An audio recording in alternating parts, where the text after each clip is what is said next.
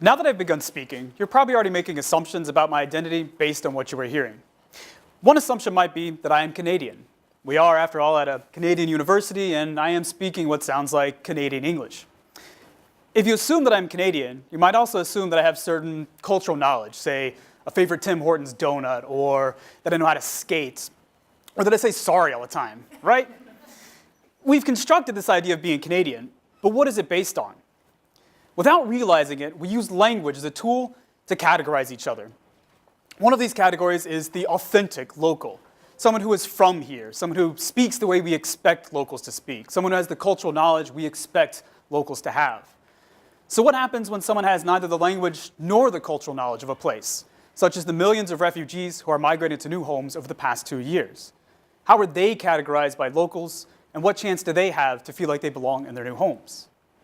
The goal of my research is to better understand how we categorize each other and how this affects refugees. I do this not in an English-speaking setting, but in a German-speaking one, the country of Italy.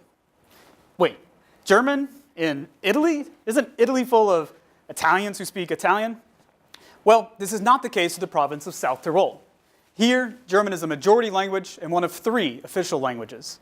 And South Tyrol has become a new home to almost 1,000 refugees over the past year. Migrating to a new place means learning a new culture and a new language. So which language do migrants in South Tyrol choose? German, which is spoken heavily at the local level, or Italian, which is spoken in the rest of the country? Or both? Answering this question requires better understanding how locals define their own categories and who they include and exclude.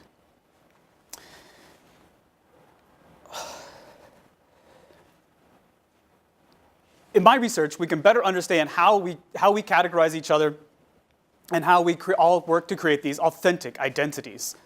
If we better understand how these identities are created, we can work to challenge their legitimacy.